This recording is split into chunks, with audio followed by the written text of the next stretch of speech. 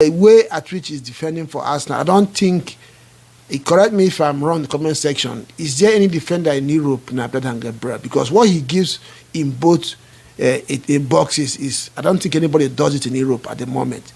His leadership qualities in that defense for Arsenal, and of course going forward, he provides the goals as well. So let me know if there's any defender out there you think is better than Gabriel Magalhaes. So, and that brings us, Arsenal has now, you know, somehow they're one of the favorites now to win this Champions League. It's now in their hands. The way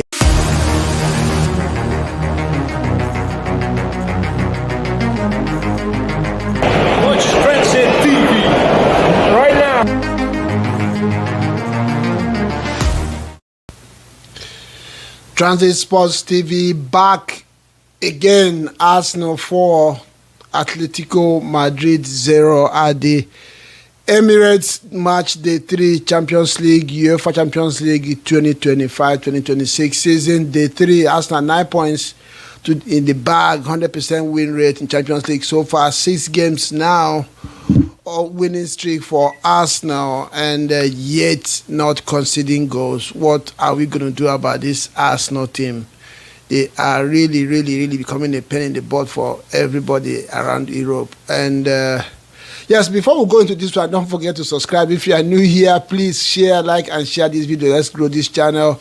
As usual, we're going to break this one down and pick out a few things we learned from this game, and it was an interesting one. It was a very tricky game for us now, considering the fact that they need this win. They need to continue their winning streak. Atletico Madrid is one of the biggest challenges they will face in the Champions League this season, and winning this game will put them 1 foot into qualifying for the next stage and continue to grow the confidence the team is getting from winning games this season. And again, one important aspect of this game would have been for Gokares as well, score goals, because he's gone 9 games now for club and country or something like that without a goal. So there are so many things hanging on this one. I remember speaking to my friend this morning, and he was like, let's see how Arsenal is going to pass this test. And boy, did they pass it, and pass it really, really good. So a few things we learned from this one. From Atletico Madrid will know what they're going to get, what they're going to get with them, and they came with it real good in the first half. To how Arsenal managed to break Atletico Madrid and open them up, the new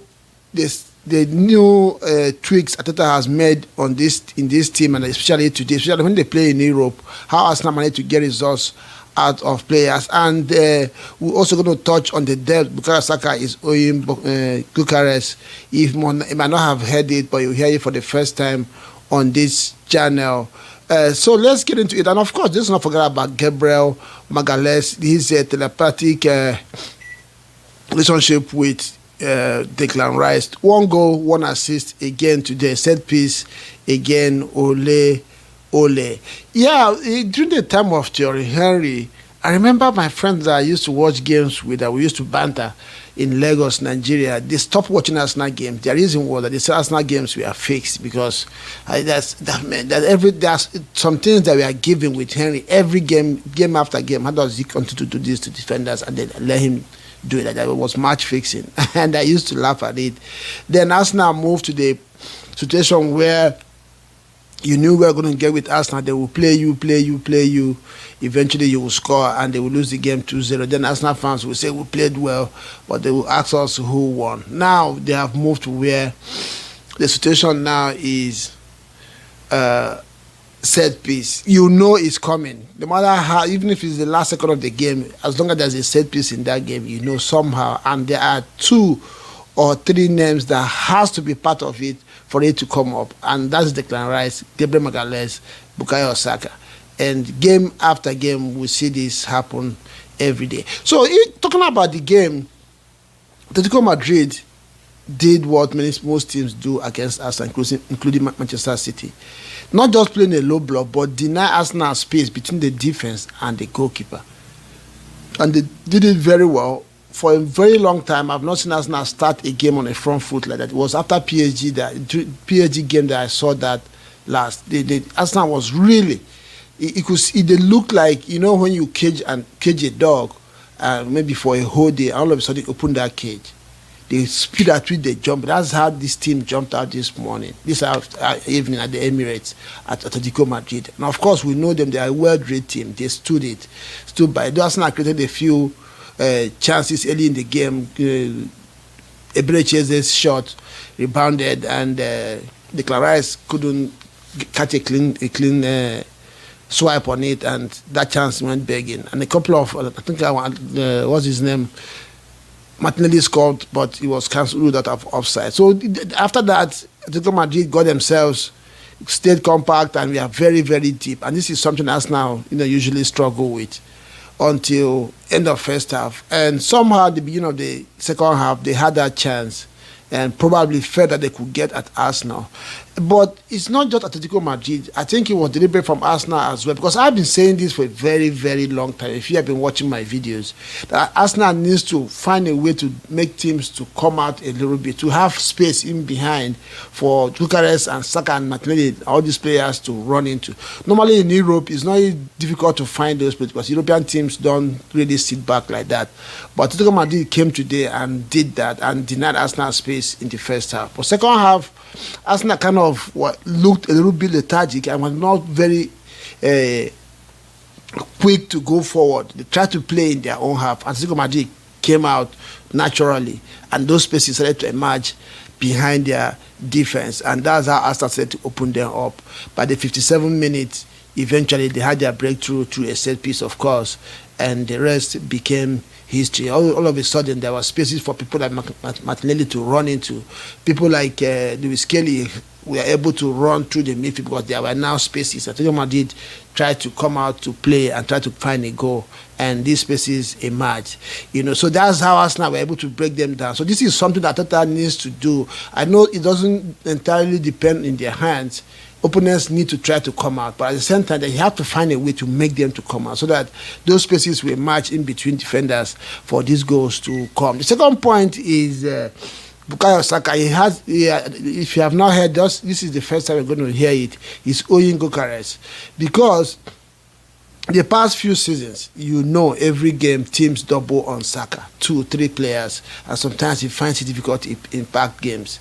But since Bucharest has arrived, it's now becoming more and more difficult for teams to double on Saka, and because they have to engage Bucharest. There was one ball today that I saw. Okay, the goal that Martinelli scored that was ruled out. Saka, Bucharest was trying to make a run. I saw, what's his name? Oh, that defender for Atletico, I've forgotten one of the old serving defenders there. I saw him grab Bucharest. He was struggling to deny him space for the cutback, and the ball eventually went behind for Martinelli. So this is what Saka is enjoying right now, and he needs to find a way. I don't think we have any assists from Saka yet for Bucharest, so he needs to repay Bucharest and give him his assists. He needs to find a way to find Bucharest because he's creating spaces for him and for other players. Martinelli too, they are beginning to find spaces. Go Trossard. These guys are scoring now because Bucharest is engaging these defenders and putting pressure on them by pressing, player. And again, his link-up play has really, really improved. So Saka, please, pay Bucharest's debt, pay this debt before it becomes too late. And the third thing is, as I've been watching this in the last few games, there's this level of arrogance and confidence that Saka is playing with right now, and I love it. He also did it for England. So Saka needs to, and this is what it takes to become a superstar. You have to grow from star boy now to become the main man, in the sense that taking on defenders is no longer a big deal for him. He doesn't think about it anymore. It just comes naturally. And this is what you need for your team to win games. Gabriel Magalhaes, I don't know what we're going to do about this guy. Well, for us Arsenal fans, it's not a big deal. But you guys need to figure out what to do about this guy because he's just not stopping. And it's not about these set piece goals. It's not about these headers. It's not about attacking set pieces. The way at which he's defending for Arsenal, I don't think, correct me if I'm wrong in the comment section, is there any defender in Europe now better than Gabriel? Because what he gives in both in boxes is, I don't think anybody does it in Europe at the moment. His leadership qualities in that defense for Arsenal, and of course going forward he provides the goals as well. So let me know if there's any defender out there you think is better than Gabriel Magalhaes. So, and that brings us, Arsenal has now somehow they are one of the favorites now to win this Champions League. It's now in their hands, the way they have executed the first 3 games of the season. So it was a good day at the Emirates. Day at the Emirates. My friend Firmino said it this morning that there's no need to worry about this game. Arsenal will win, and that he's becoming angry as well watching Arsenal these days, because what you are going to get. And people complaining about set piece, please, like I said, start writing your petitions and tell FIFA to take out set piece goals out of this beautiful game of football. Otherwise, Arsenal at this rate will win all the trophies available. And is really becoming is something to worry about, honestly. It's something to worry about for opposing. I can't imagine how opposing teams feel when Arsenal has a corner kick or a set pick close to their goal. Yeah, so good day for Arsenal, good day for their fans, good day out there in Europe. I have so many other important good results that came in today. Barcelona, of course, annihilated Olympiacos, the first game of today, 5. I think it was a 4-1 defeat. And Marcus Rashford, my boy, getting a couple of goals today. It was 6-1 actually. And PSG beat Bayern Leverkusen 7-2. Copenhagen lost at home to Dortmund 4-2. Newcastle beat Moriho Benfica 3-0 at home. PSV beat Napoli 6-2. And Man City won away to Villarreal 2-0. That's how the result that came in today. We'll move on to the second day of March Day 3 tomorrow. And I'll see you again next time. Ciao.